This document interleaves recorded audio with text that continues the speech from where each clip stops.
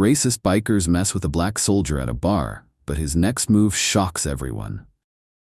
The faint glow of neon signs flickered against the darkening sky as Logan Carter pulled his dusty pickup truck into the gravel lot outside Dalton's Tap Room, a small roadside bar just off Highway 74 in North Carolina. It wasn't much: worn wooden siding, a flickering beer sign in the window, and a line of motorcycles parked out front. But places like this weren't about appearances. They were about familiarity: a cold drink, a quiet seat, and a moment to breathe. Logan had been back from deployment for a week, and he still wasn't sure how to feel about it. The last 7 months overseas had been relentless, and now, thrown back into the world he left behind, he felt more like a stranger than a returning son.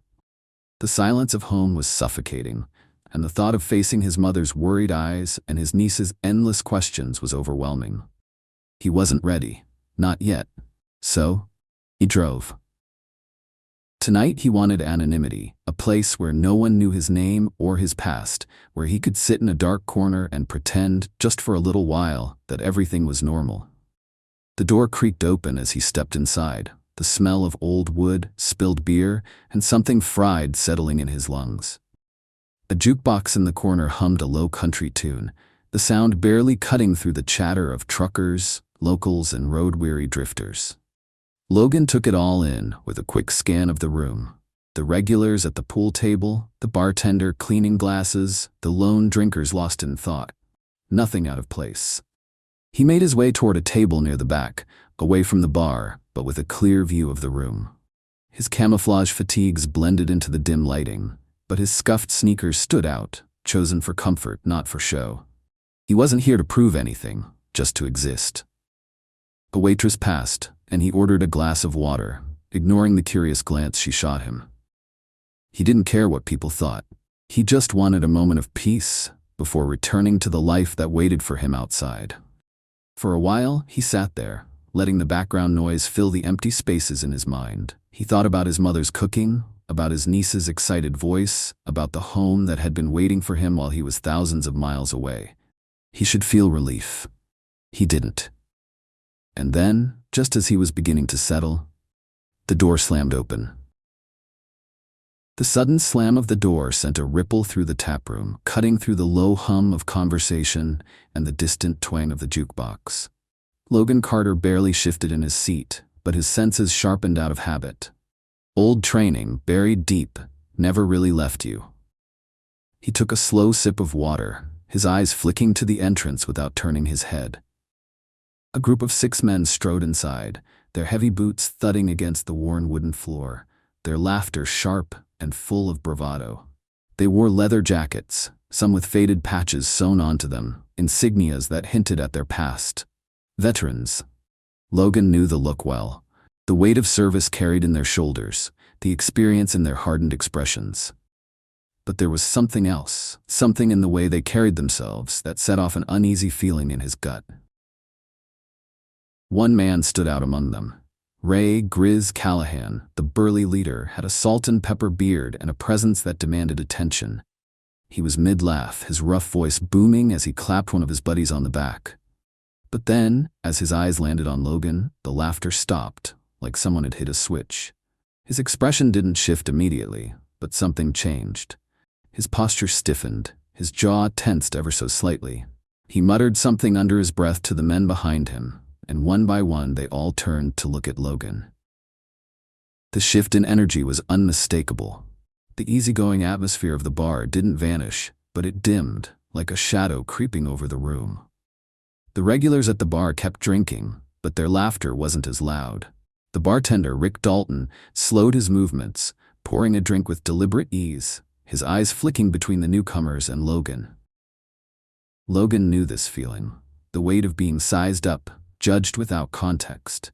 He had felt it overseas, in foreign streets where he wasn't welcome. He had felt it walking into unfamiliar towns, his uniform drawing both gratitude and resentment. Now he was feeling it here. He kept his posture relaxed, his grip loose on his glass, but every muscle was aware. He wasn't looking for trouble, he never was. But he also wasn't about to let himself be backed into a corner. The bikers huddled at the bar, their voices dropping, their glances not so subtle. Logan could hear bits and pieces of their conversation, low, pointed whispers, the occasional chuckle thrown in his direction. He didn't need to hear every word to know what was being said. Grizz leaned in, his lips barely moving as he muttered something to one of the men at his side. Whatever it was, it earned a smirk from one, a short laugh from another. One of them cast a glance over his shoulder, meeting Logan's eyes for just a second too long before turning back. Logan took another slow sip of his water. He had come here for a quiet night. It seemed like that wasn't going to happen. Logan Carter had learned long ago how to read a room, and right now, this one was shifting. The moment Grizz and his men quieted, the tone of the bar had changed. It was subtle, a lull in conversation, a shift in glances, a tension creeping into the air like an oncoming storm. The bartender, Rick Dalton, kept pouring drinks, but his movements were slower, more measured, as if waiting to see where this was headed. Logan didn't move. He sat at his corner table, his fingers resting lightly on his glass of water, posture relaxed but his senses sharp. The years of service had taught him one thing above all else: never be the one to start the fight, but always be ready to finish it. The men at the bar continued their low, muttered conversation, throwing sideways glances in his direction. Logan caught fragments of their words. Look at him, just sitting there. Sneakers with fatigues? Who does that? Probably looking for handouts, trying to play the hero. He'd heard worse. Logan let the noise fade into the background, keeping his focus on what actually mattered: their body language. The way they leaned in, the shared smirks, the subtle glances to Grizz, waiting for him to make the call. And then, he did. Grizz pushed off the bar, his heavy boots thudding against the floor as he made his way toward Logan's table. The rest of his group didn't follow, not yet, but they turned their stools, watching with interest, their drinks in hand. Logan exhaled slowly, set his glass down and waited. Grizz stopped just a few feet from Logan's table, his stance wide, his hands resting on his belt like he had all the time in the world. "Hey," he said, his voice rough, gravelly. "Nice uniform you got there." Logan lifted his eyes to meet his. "Thanks." Grizz smirked. "Where'd you get it? Halloween store?" A chuckle rippled through the bar, mostly from the men behind him. Logan didn't react. He had heard the insult before, variations of it thrown around by people who hadn't walked in his boots. He wasn't about to be baited. "It's mine," Logan said evenly. "Earned it." Grizz raised an eyebrow, feigning surprise. "Earned it, huh? That's funny, 'cause I've seen plenty of real soldiers, and none of them wear sneakers with their fatigues." The laughter behind him grew louder. Logan stayed still. Grizz leaned in slightly, his beer-soaked breath reaching across the table. "So tell me, hero," he said, "you trying to play dress-up for sympathy, or maybe a free drink?" Logan's jaw tightened slightly, but his voice remained level. "I don't need sympathy, and I don't need a free drink." The smirk on Grizz's face deepened, like he'd found exactly what he was looking for. "Oh, I get it," he said, nodding to himself. "You're one of those quiet types, huh? Thinks he's too good to talk to regular people." Logan exhaled slowly, his patience wearing thin. "I'm just here to enjoy my evening." Grizz chuckled. "Yeah? Well, I don't think you belong here." Logan's fingers tightened slightly around his glass, but his face remained neutral. "That so?" Grizz's smirk widened. "Yeah, see, I don't like frauds. And you?" He leaned in closer, his eyes narrowing. "You don't look like a soldier to me." Behind him, one of his men added, "Bet he couldn't tell us the first thing about basic training." Another voice joined in. Probably never seen a battlefield in his life. The group erupted into laughter, their voices thick with mockery. Logan stayed silent, his eyes moving between them, calculating. He wasn't intimidated, but he also wasn't about to let this slide. He had spent years in the service, years watching men talk big before reality put them in their place. He knew the type: loud, aggressive, needing to prove something to themselves more than to anyone else. He could feel the weight of the room, the regulars watching, waiting to see how this would play out. Logan lifted his gaze to meet Grizz's unflinching. "I don't need to prove anything to you," he said, his voice calm, steady. Grizz's smirk faltered, just for a second. And then, just like that, the night that was supposed to be quiet was about to turn into something else entirely. The moment Logan Carter refused to take the bait, the air in the bar shifted. The tension that had been simmering just below the surface now threatened to boil over. Grizz's smirk faltered, but his pride wouldn't let him back down. The bar had gone too quiet, and now all eyes were on him. He couldn't just walk away. Not in front of his men, not in front of the regulars who had seen him strut into this place 100 times before like he owned it. His ego wouldn't allow it. "So that's how it is?" Grizz said, tilting his head as he eyed Logan. "You just sit there, acting like you're better than the rest of us? You walk in here wearing fatigues like you've seen something real, but you can't even answer a simple question?" Logan didn't rise to it. He just stared back, unshaken. One of Grizz's men, a wiry guy with a scar down his cheek, chuckled darkly. "Maybe he doesn't answer because he doesn't have an answer." Another one added, "Probably never even set foot on a base." The laughter behind Grizz grew louder, egging him on. But Logan wasn't laughing. Grizz took another step closer, resting both hands on the edge of Logan's table. Deliberate, meant to intimidate. "You see, I've known a lot of soldiers in my time," Grizz said, his voice dropping just enough to be threatening. "And you don't look like one. Where's your boots? Where's your dog tags?" Logan exhaled slowly, willing himself to remain calm. "I don't need to prove anything to you," he said again, his voice even but firm. Grizz's jaw clenched, the muscles in his forearm tightening as his fingers curled slightly against the table. "Oh, but I think you do," he said, his voice turning mockingly sweet. "Because I don't take kindly to liars." Logan could feel the moment shifting, like the ground before a landslide. The regulars at the bar were watching, some pretending not to, others too curious or uneasy to look away. The bartender, Rick Dalton, was cleaning the same glass over and over, his eyes flicking between Logan and Grizz, no doubt ready to step in before things got out of hand. One of Grizz's men leaned back on his bar stool and muttered just loud enough for everyone to hear, "Bet he doesn't even know how to hold a rifle." More laughter. Grizz grinned. "Yeah, bet you've never even been through basic." Another voice added, "Probably doesn't even know the first rule of combat." The group howled, clapping each other on the back like they had just delivered the best punchline in history. But Logan? He just sat there. His grip on his glass tightened slightly, but his face remained impassive. He had faced worse than this, had stood in places where words meant nothing, where the only thing separating life and death was how well you could keep your head when the world fell apart around you. This was child's play. Grizz leaned in even closer, his voice dropping so only Logan could hear. "I don't think you're a soldier, and unless you prove otherwise, I'd say you're nothing but a fraud." Logan slowly set his glass down, his fingers releasing their grip with practiced control. He met Grizz's glaring eyes with a steady, unblinking stare, and then he said, low and unshaken, "I don't owe you a damn thing." The laughter from Grizz's men stopped cold. For the first time that night, real silence settled over the bar. Grizz's smirk disappeared completely. His face hardened, his nostrils flaring slightly, his ego unable to handle the fact that Logan wasn't intimidated, wasn't playing along, wasn't giving him the reaction he wanted. The men at the bar shifted in their seats, exchanging uncertain glances. Some of them weren't so sure anymore. Grizz? He saw it too, and that only made him angrier. His jaw worked as he rolled his shoulders back, flexing his fingers like he was ready to escalate this beyond words. The bartender set his rag down with a little more force than necessary and opened his mouth, ready to intervene. But Grizz? He wasn't finished. Instead, he straightened, stepped back just enough to give himself room, and smirked one last time.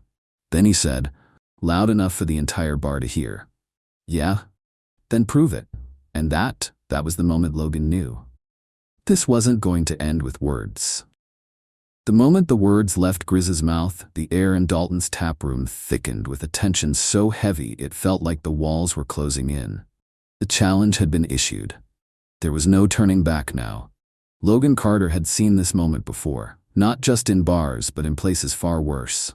Men like Grizz always needed an audience, always needed to prove something. And right now, he was backed into a corner of his own making, desperate to come out on top. Grizz squared his shoulders, rolling them back as if preparing himself for the inevitable. His men sat at the bar, waiting, not stepping in, not stopping him, but not entirely sure how this was going to play out either. Logan remained still. He didn't rise, didn't tense, didn't show any sign of fear or readiness, because he knew. The moment he gave Grizz anything, even a flicker of movement, that was all the excuse the man needed to throw the first punch. And then he did. Grizz lunged. His calloused hand shot forward, reaching for Logan's collar in an attempt to yank him up from his chair. The motion was sloppy, driven by anger, not skill, and that was his mistake. Logan reacted instinctively, his body moving before his mind had even finished processing the attack. With one swift motion, he sidestepped the grab, twisting his torso just enough to let Grizz's momentum work against him. Before Grizz could recover, Logan snatched his wrist in midair, guiding the force of his lunge forward and using his own weight against him. In a fluid motion, Logan twisted Grizz's arm behind his back and forced him forward, slamming him face first against the edge of the table with a dull thud. The bar erupted in gasps, stools scraping against the floor as patrons jerked their heads toward the commotion. Grizz let out a strangled grunt of pain, his free hand gripping the table's edge as Logan held his arm in place, firm but controlled. "You wanted proof?" Logan said, his voice low and even, carrying the calm of a man who had been in real fights before. He leaned in slightly, just enough for Grizz to feel the weight of his words. "You just got it?" Grizz struggled against the hold, his breath ragged, but Logan didn't budge.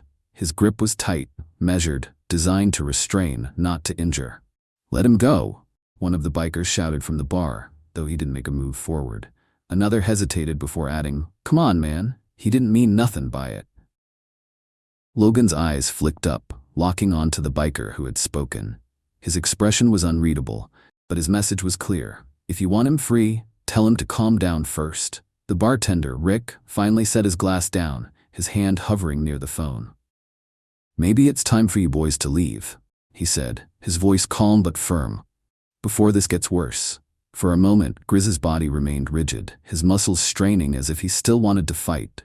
But as the seconds stretched on, it became painfully clear he wasn't in control anymore. The power had shifted, and everyone in the bar knew it.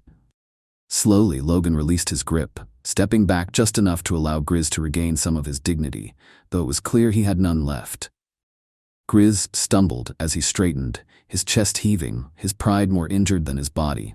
He turned, his face red, his eyes burning with embarrassment and fury. "You'll pay for this," he spat, his voice low and venomous. Logan didn't react. He didn't need to, because Grizz had already lost. Grizz staggered back, his face twisted in a mix of humiliation and rage. His men stayed where they were, their earlier bravado now muddled with uncertainty. The entire bar had witnessed what had happened. Logan hadn't started anything. But Grizz? He couldn't just walk away. His pride wouldn't let him. "You'll pay for this," Grizz growled, rubbing his wrist as he straightened. Then, with a sharp nod to one of his men, he spat. "Call the cops." A moment of hesitation rippled through the group, but then one of them pulled out a phone, his hands unsteady as he dialed. "Yeah," he said loudly, making sure everyone in the bar heard him. "We've got a guy here impersonating a soldier. He just assaulted my friend." Logan exhaled through his nose. There it was. The bartender, Rick Dalton, let out a sharp breath, shaking his head. "You're kidding me," he muttered under his breath, before reaching for his own phone. "Fine, let's call the real cops and see how this goes for you." Outside, the wail of approaching sirens cut through the night air, followed by the flickering of red and blue lights against the bar's windows. The tension inside ratcheted up another notch, the quiet murmur of bystanders growing uneasy. The front doors swung open, and two police officers stepped inside. One was a broad-shouldered man, his uniform crisp, his mirrored sunglasses concealing his expression, despite the fact that it was well past sunset. The other was a sharp-eyed woman, her posture calm but commanding, the kind of presence that demanded the truth before anyone even spoke. "We got a call about an altercation," the male officer said, his voice steady but firm. "Can someone explain what's going on here?" Grizz, ever the opportunist, jumped in first. "That guy assaulted me," he barked, pointing at Logan. "And he's not even a real soldier. Look at him. He doesn't even have proper boots. No dog tags. He's wearing a damn costume." The officers turned to Logan, their expressions unreadable. The female officer stepped forward, her tone neutral. "Sir, do you have any proof of your service?" Logan nodded. "Yes, ma'am, in my bag." The bartender stepped in then, his voice cutting through the room. "I saw the whole thing," Rick said, crossing his arms. "This guy didn't start anything. That one." He jabbed a thumb at Grizz, tried to grab him first. He defended himself. A few of the other patrons murmured their agreement, nodding in Logan's favor. The female officer turned back to Logan, scanning him with a sharp gaze before gesturing toward his duffel bag. "Mind if I take a look?" "Go ahead," Logan said, stepping back. The officer crouched down, unzipped the bag, and carefully pulled out his neatly folded service uniform, the name patches, the rank insignia, all of it legitimate, undeniable proof. The male officer glanced at his partner, who gave him a knowing nod. "You're clear," the officer said, turning back to Logan. His tone shifted, firmer now, but with a trace of respect. "We appreciate your cooperation." Grizz's face turned a deep shade of red, his anger twisting into something uglier. Defeat. "You're just gonna take his word for it?" he spat. The female officer leveled him with a look. "From what I've heard, you instigated this," she said coolly. "And you're lucky he's not pressing charges for assault." The bar fell silent. Grizz clenched his jaw, his pride bleeding out in front of his men. And then, with a low growl, he turned on his heel and stormed toward the door, his gang reluctantly following behind. The officers watched them go, not saying a word. Then, the female officer turned back to Logan. "Thank you for keeping your cool," she said.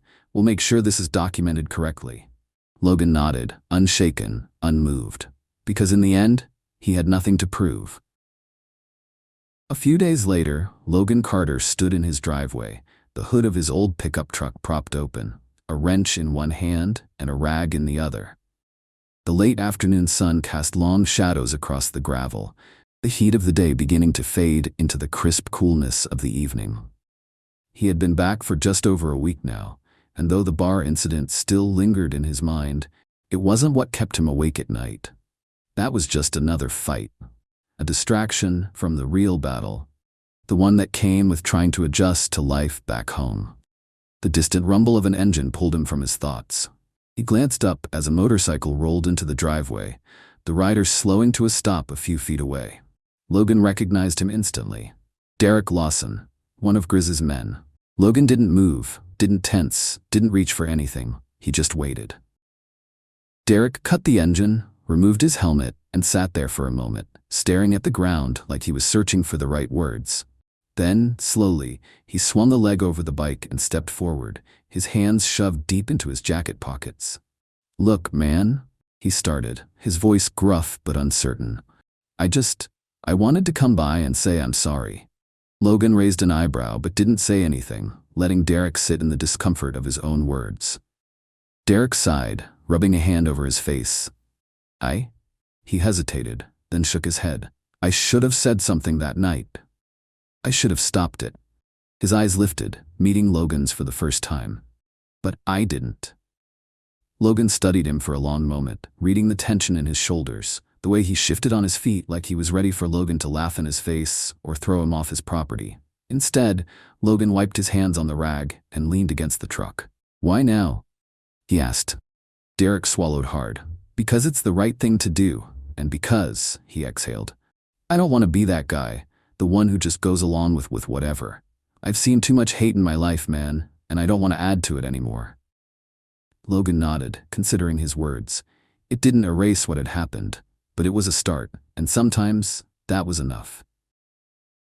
Logan Carter watched as Derek Lawson mounted his bike, the roar of the engine breaking the quiet stillness of the evening. He didn't say much as Derek pulled away, only giving him a small nod in acknowledgement. It wasn't forgiveness, not yet, but it was something. As the dust settled in the driveway, Logan exhaled, rubbing the back of his neck as he turned back to his truck. The wrench in his hand suddenly felt heavier, the air around him quieter than before. The bar fight, the accusations, the confrontation, it was all just noise now. But Derek showing up?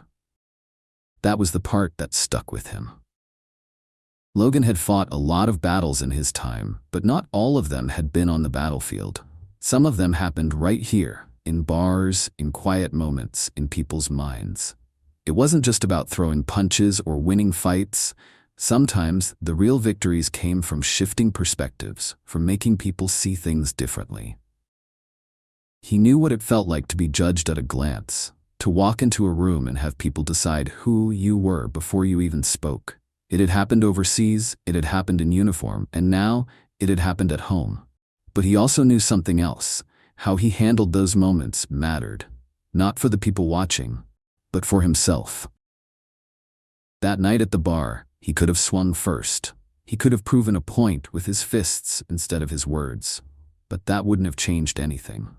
Instead, he stayed calm, he held his ground, and he let the truth do the work for him. And in the end, that made all the difference. Because now, one man had left that encounter thinking differently. Maybe more would follow, maybe not.